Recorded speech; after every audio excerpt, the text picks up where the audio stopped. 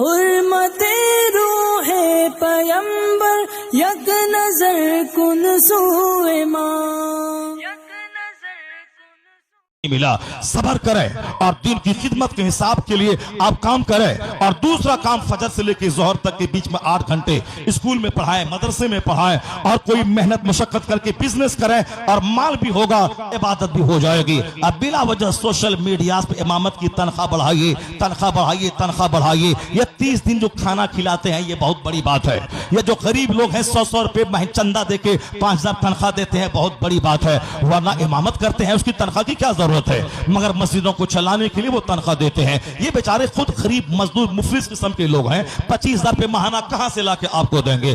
आप फजर से लेकर जोहर तक आजाद हैं। किताबों का मुताला करें, मदरसे में जाके पढ़ाएं, वहां से 10,000 कमाएं, मस्जिद से मिले, दोनों तरफ से मिल करके एक खुशहाल जिंदगी गुजारें। बिजनेस करें 8 घंटे बैठ करके, मेहनत करें, मेहनत की जगह है। वरना खाएंगे सोएंगे तो पेट तो ऊंचा हो ही जाएगा, बदन हाथ तो मोटा हो ही जाएगा। बता दें कि आपको कितना अच्छा मौका अल्लाह ने दिया है।